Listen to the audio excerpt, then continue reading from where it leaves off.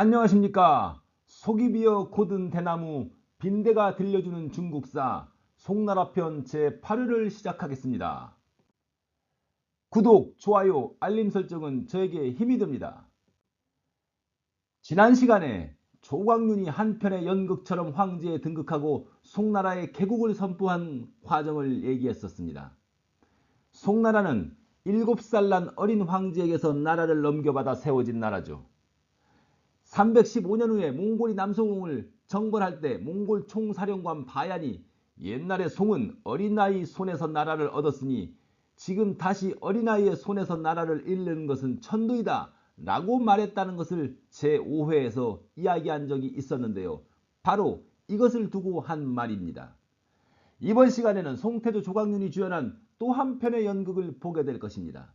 그는 새로 건국한 나라의 안정을 위해서 어떤 일을 행했을까요? 조광윤은 전란의 시대를 끝내고 싶은 염원을 가지고 있었습니다. 그리고 그것은 그의 과제이기도 했습니다. 그래서 국초에 당연히 그는 나라를 정비하고 민생을 돌볼 방책들을 고심하고 있었습니다. 그런데 새 나라에 소란이 발생합니다.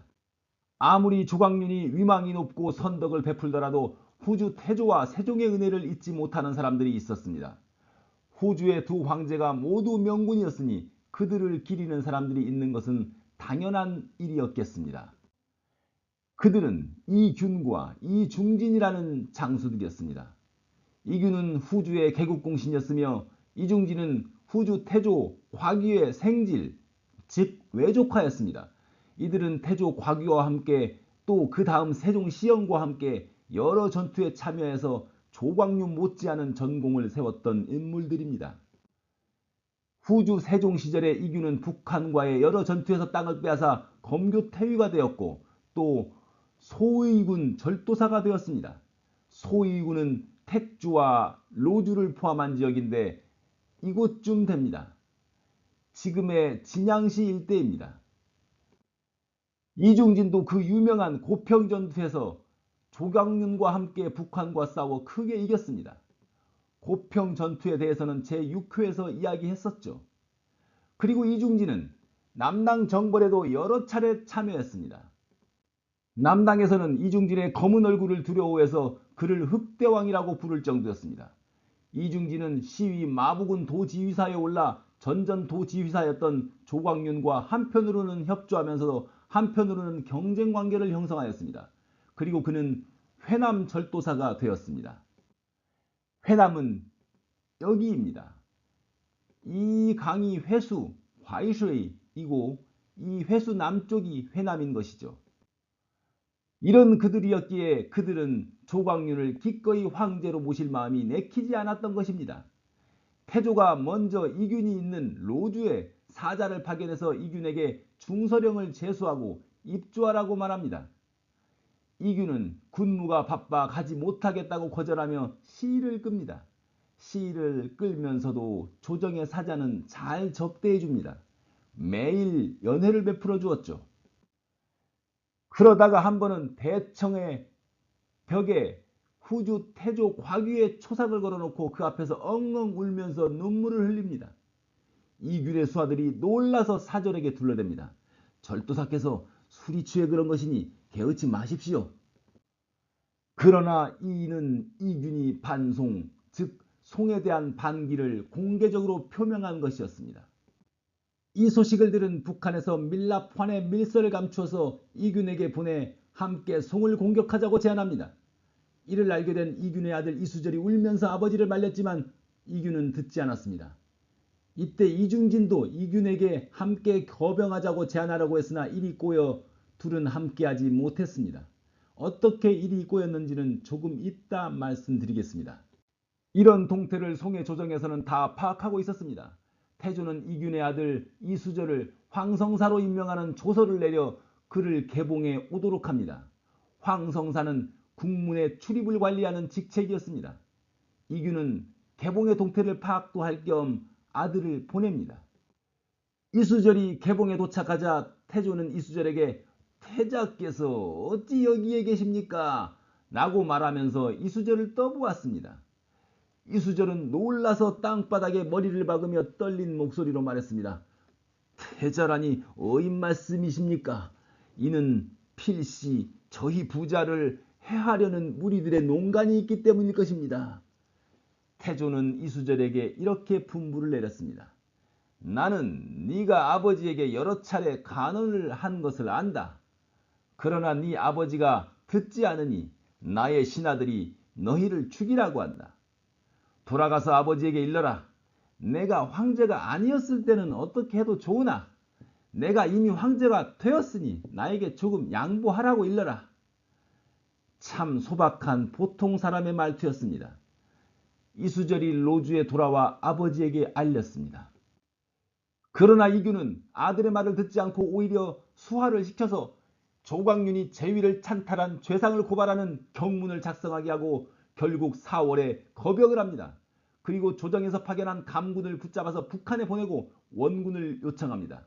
그리고는 택주를 점령합니다. 부하 중에 한 사람이 우리의 한 부대만으로는 이기기 어렵고 북한의 군대도 믿을 만한 것이 못되니 일단 태항산 서쪽으로 가서 그 지역을 점령한 다음에 동쪽을 향해 천하를 도모하자며 계책을 내었습니다.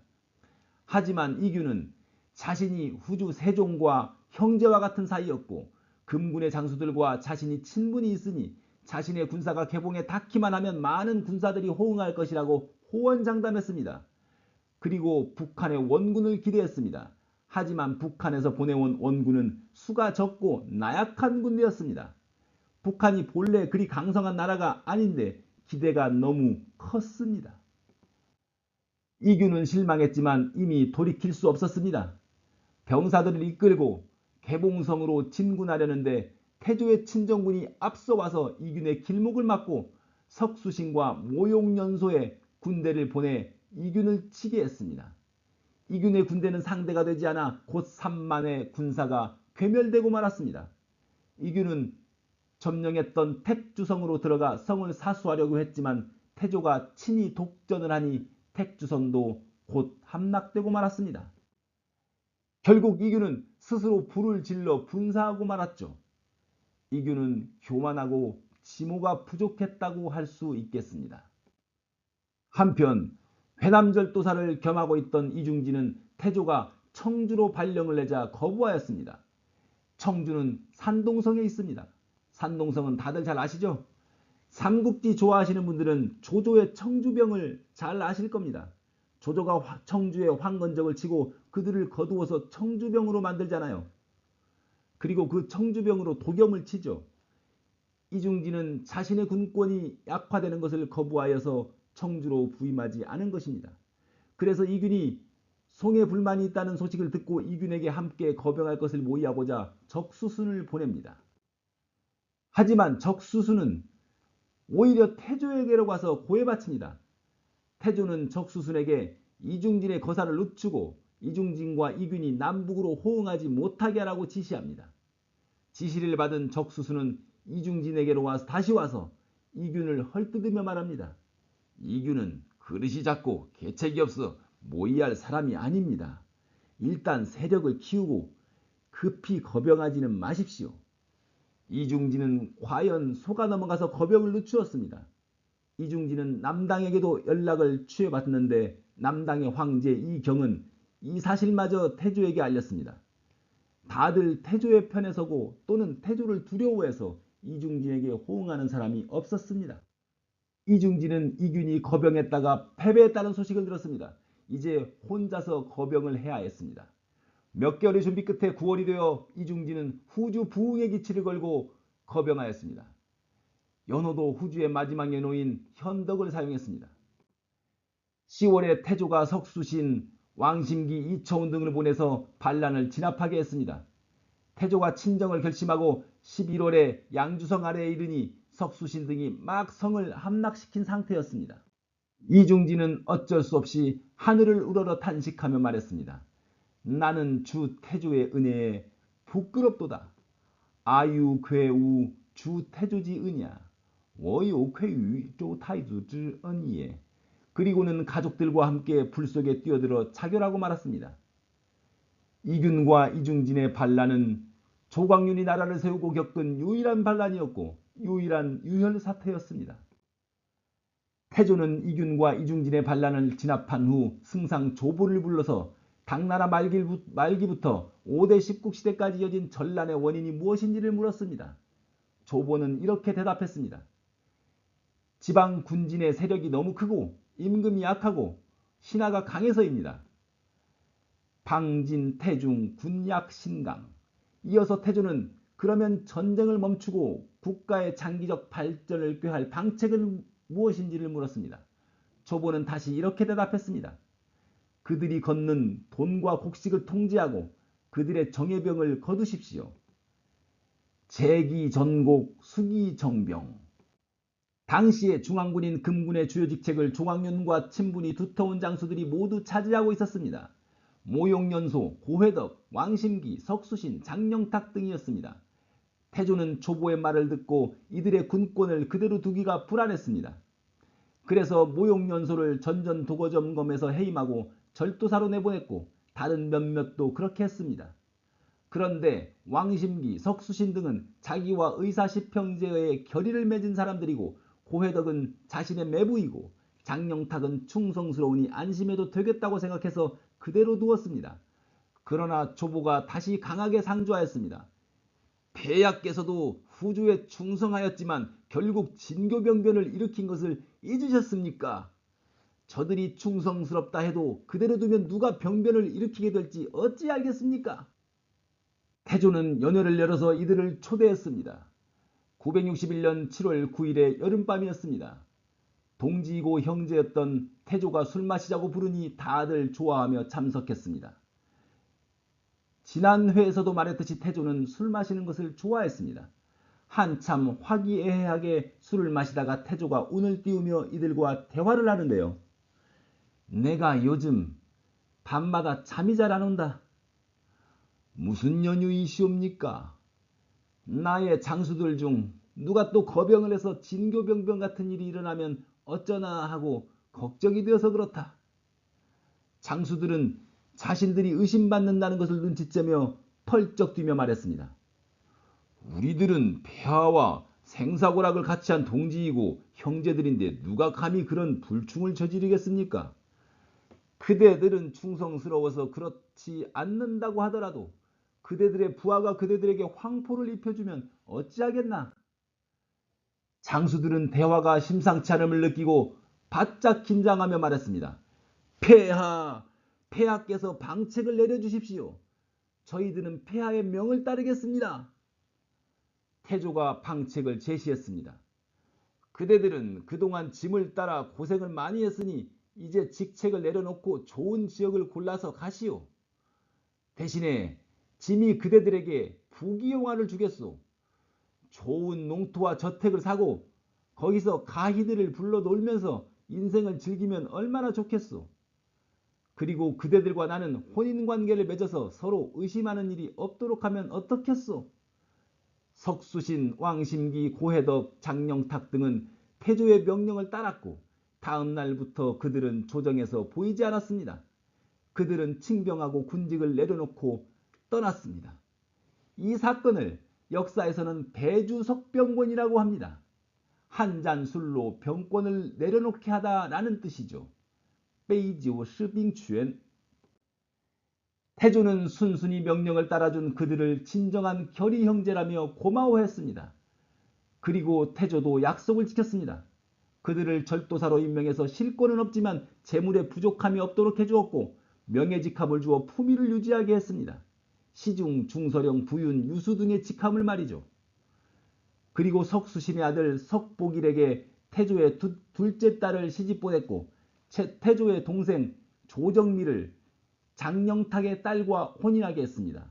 혈연관계를 맺어서 그들이 다른 뜻을 품지 못하게 하려는 뜻도 있었던 것이겠죠.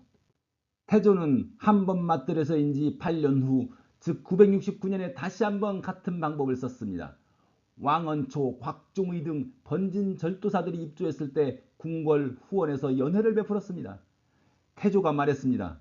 경들은 모두 국가의 원로로 오랫동안 번진의 고된 직무를 맡아왔소. 이는 짐이 현능한 이를 우대하는 본뜻이 아니오. 전 봉상절도사 겸 중서령 왕언초가 태조의 뜻을 깨닫고 즉시 아뢰었습니다. 신은 본래 공로가 없는데도 오랫동안 영광을 누렸습니다. 이제 늙고 쇠약해졌으니 해골이라도 고향으로 돌아가고자 하니 이는 신의 소원입니다. 지난 한 연회에서 태조가 왕언초를 불러 왕언초가 지난날 자신을 거두어주지 않고 내쫓았던 일을 따져 물으면서 했던 대화는 지난 6회에서 이미 말했었습니다. 태조가 지난날에 앙금을 들먹인 적이 있었으니 왕언초는 병권을 내놓지 않을 수 없었겠죠. 호국 절도사 곽종의 등은 눈치도 모르고 자신의 전공과 고생을 자랑하며 늘어놓았습니다. 그러나 태조가 잘라 말했습니다. 이는 전대의 일이니 무엇을 논하겠는가? 다음날 송태조는 조서를 내려 그들의 병권을 박탈하고 대신 고관 후록, 즉 높은 관직과 후한 복록을 주었습니다. 앞서의 배주석병권은 금군 장수들의 병권을 박탈한 것이라면 이번에 배주석병권은 절도사들의 병권을 박탈한 것이었습니다. 따지고 보면 이 두 차례의 배주석병권도 토사구팽이라고 할 수 있습니다. 그런데 토사구팽이라도 아주 멋지고 평화로운 토사구팽 아닌가요? 한나라 고조 유방은 한신 팽월 영포를 죽였습니다. 유방과 환신의 고사에서 토사구팽이라는 말이 유명해졌지만 사실 토사구팽은 춘추시대 월나라의 범녀가 처음 했던 말이죠. 명나라의 홍무제 주원장은 서달 탕화를 제외하고 옛 동지들을 거의 다 죽였습니다. 문자옥이나 호람의 옥 같은 옥사를 일으켜서 수만 명을 죽였습니다. 그러나 송태조 조광유는 술 한잔으로 병권을 회수하고 아무도 죽이지 않았습니다. 이것만으로도 조광유는 훌륭한 군주였다고 할 수 있지 않을까요? 우리에게도 얼마 전까지 술 좋아하는 대통령이 있었습니다만 아마도 또 술을 마시다가 망상에 빠져서 가당치 않은 일을 저질러서 파면을 당하고 말았죠. 조광윤과는 천양지차의 일을 벌였습니다. 술 좋아하는 것은 좋지만 술도 좋게 마셔야 하겠습니다. 이제 태조는 중앙집권과 황권을 강화하기 위한 제도적 개조를 단행하는 데 집중할 수 있게 되었습니다. 먼저 군조직을 개편했습니다. 당시의 중앙군을 금군이라고 하고 지방군을 상군이라고 했는데 상군보다 금군을 강화시킵니다. 즉 지방의 정예병들을 뽑아서 금군으로 편제시킨 것이죠. 그리고 전전사의 전전도정검, 전전부도정검의 자리를 없애버립니다. 전전도정검은 진교병변 당시 조광윤 자신의 직책이었죠. 그리고 도지휘사들을 황제가 직접 통솔하는 것으로 바꿨습니다. 태조는 또 한 가지 주목할 만한 정책을 발표합니다.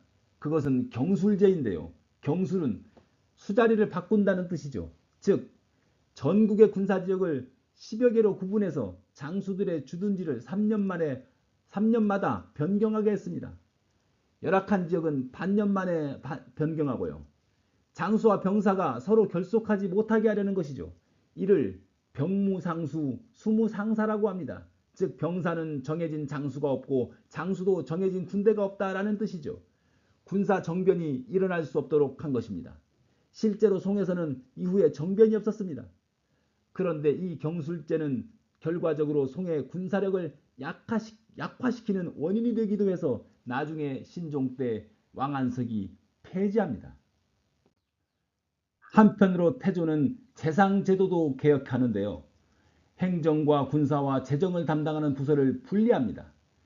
행정을 담당하는 동중서문화 평장사의 책임자를 재상이라고 하고 그 밑에 부재상으로 참지정사를 두었습니다. 이 밑에 우리가 잘 아는 2호 예병 형공에 6부를 두었죠. 그리고 군사 최고기구로는 추밀원을 두었는데 이곳의 장관을 추밀사라고 하고 이를 추상이라고 불렀습니다. 재정은 3사를 두어 관장하게 했는데 이 3사의 최고 책임자를 삼사사라고 하고 이를 계상이라고도 하였습니다. 이렇게 조광유는 군사와 정부 조직에서의 권한을 분산시키는 방향으로 제도를 개편했습니다.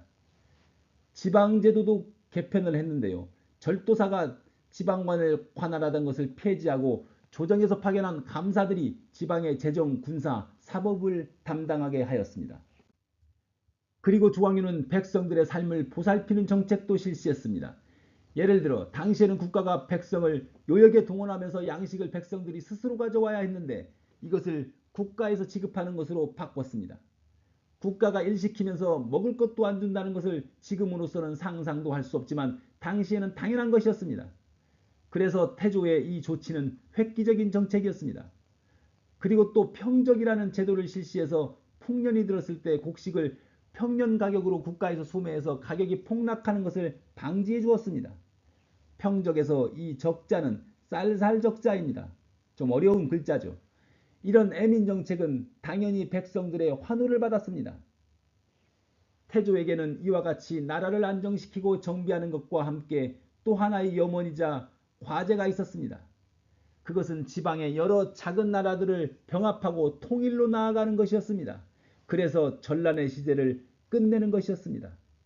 태조의 통일전쟁은 과연 어떻게 전개되었는지는 하회를 기다리십시오. 구독, 좋아요, 알림 설정 하셨나요?